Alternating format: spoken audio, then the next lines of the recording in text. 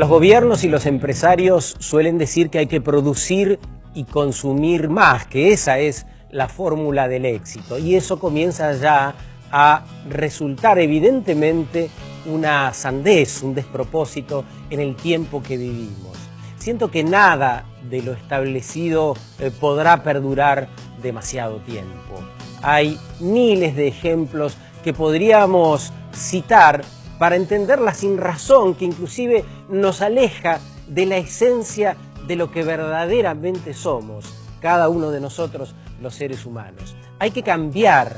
La revolución que se viene no tiene antecedentes en la historia de la humanidad. Para eso es necesario que actores de importancia se involucren. Por ejemplo, los empresarios.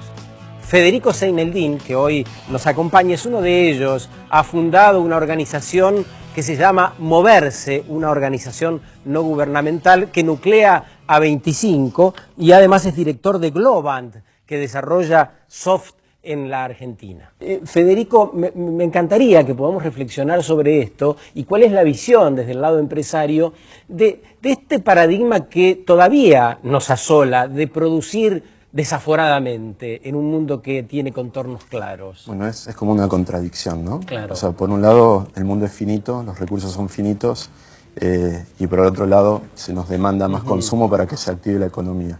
Bueno, es una de las pocas instancias en donde vemos que los gobiernos no saben qué hacer, ¿no? Porque por un lado van a Kioto o discuten Kioto o van a Copenhague, y por un lado hay que bajar las emisiones de carbono, pero por otro lado van a sus países a decir a los empresarios que produzcan más.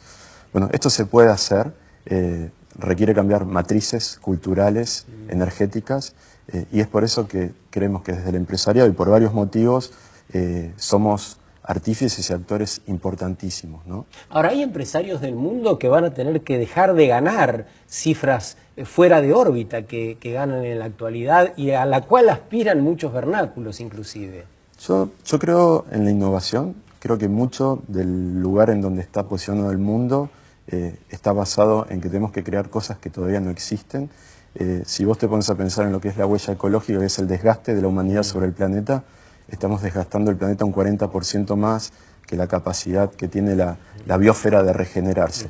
Si esto lo llevamos al 2050, necesitaríamos 2 planetas. Entonces, si lo miramos desde ese lado, parece caótico y parece que se va a destruir. Pero por otro lado, la innovación genera disruptividades que posibilitan cosas que hoy no existen. Es cierto, ese 2050 nos va a encontrar en un mundo de escasez de alimentos, de energía, de espacios libres para ser habitados. Hoy hay personas, millones de personas, que sufren de la escasez. ¿Podemos aprender de ellos? ¿Podremos incluirnos para que nos ayuden a buscar esta salida que hace falta de modo imperativo? Yo creo que uno de los laboratorios que y que no suene mal, que no estamos utilizando, son los 3.000 millones de habitantes que tiene el planeta, que están sufriendo de escasez y están sufriendo un montón de temas desde lo económico, lo político, a nivel salud, y nosotros no nos estamos dando cuenta que podemos con ellos de alguna manera insertarlos, sacarlos de ese sufrimiento, pero al mismo tiempo aprender mucho. Bueno, pero justamente, ¿cómo se los incorpora si esos millones justamente son los excluidos? Hay un montón de empresas que están generando productos, en este caso, para lo que se llama base de la pirámide, en donde hay un ejemplo muy típico de la India, que se detectó que las mujeres lavaban la ropa en los arroyos, en los ríos, y el pan de jabón blanco se gastaba muy rápido.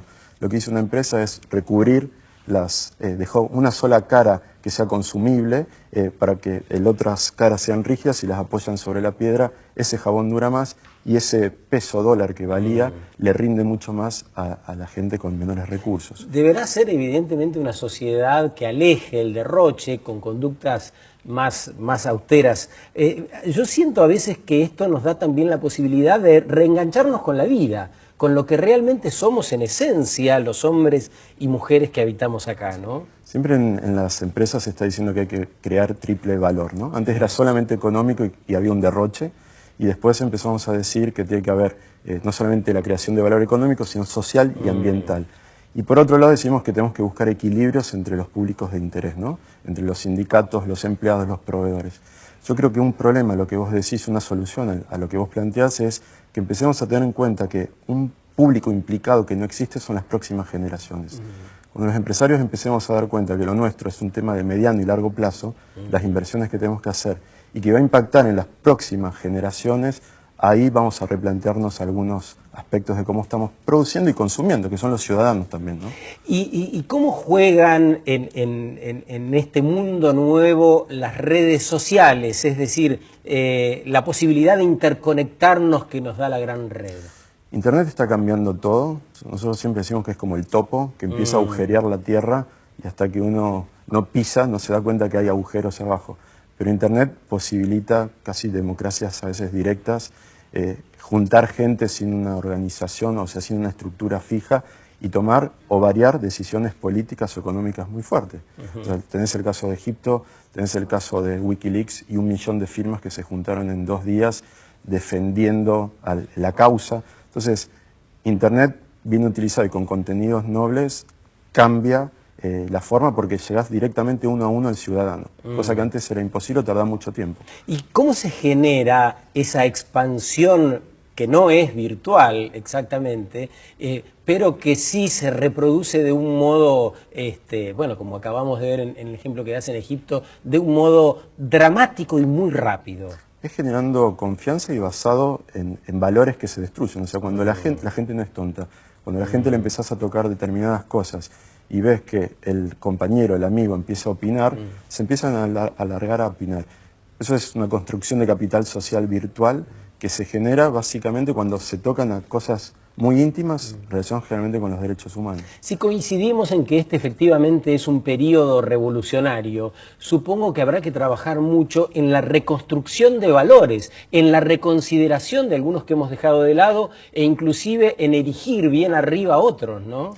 Sí, o sea, hay una toma de conciencia que es importante. Nosotros siempre decimos que ser ético es rentable, es factor de alta rentabilidad. ¿Qué significa? Portarse bien, ser un buen ciudadano corporativo o un buen ciudadano en lo individual trae sus frutos. A lo mejor no parecería en el corto plazo, pero sí siempre en el mediano y largo plazo. O sea, nosotros nos tenemos que ver como generaciones de personas que toman recursos que otros nos han dejado, ¿no? Las generaciones anteriores. Y lo mismo nosotros le teníamos que dejar a las próximas, por lo menos en el mismo lugar. Lo que nosotros tenemos que hacer, y cuando digo que la ética es un factor de alta rentabilidad, genera un capital social, el actuar bien, que vuelve. O sea, el ser buen empresario genera empatía, genera cultura en la organización, genera que los proveedores quieran trabajar con vos, genera menores índices o desaparición de índices de corrupción interna. O sea, cuando se empieza a transparentar los procesos, los números, lo que pasa realmente en una organización, todos empiezan a confiar más. ¿Y cuál ha sido tu experiencia, más allá de esto que mencionabas, en la propia empresa? Es decir, gestionando de este modo que declamás. Mira, la verdad que la construcción de capital social a mí me ha hecho conocer un montón de otras cosas que en su época no conocía. Yo me metí en esta temática a partir de la crisis del 2001. Yo era un empresario pyme que solamente había leído los libros de management y quería tener lucro. Mi fin era el lucro y me di cuenta al final que el lucro era un medio para tener el fin que era servir a los otros. Y es ahí que empezamos a trabajar con muchas ONGs, Radio La Colifata, Fundación CES, La Usina, y ahí nos dimos cuenta que teníamos como empresario que aprender mucho de otros sectores que vivían otras realidades y que tenían otras capacidades que nosotros no teníamos. ¿Y hay muchos, Federico, que piensan como vos de tu sector? Muchísimos. ¿Y dónde están? En empresas, pymes, en corporaciones, son a veces directores, gerentes. Nosotros tenemos formada una red argentina de responsabilidad social empresaria. Somos 10 nodos. Yo represento a uno en el sur de la provincia de Santa Fe, a Moverse, pero hay 10 a lo largo de Argentina. Y en el último congreso en Mendoza que tuvimos el año pasado, juntamos casi 700 empresarios. Quisiera pedirte de final que de algún modo nos recites, si es posible, en los 30 segundos finales, lo que solés citar, la tragedia de los comunes. Sí, la tragedia de los comunes yo la cito porque es un paper de un científico, Harling, que decía que de alguna manera tenemos recursos escasos. Y él comparaba un campo llenándolo de ovejas. Si había varios pastores con varias ovejas y cada uno trataba de hacer crecer su rebaño, en el buen sentido de la palabra, de alguna manera el campo en un momento iba a colapsar.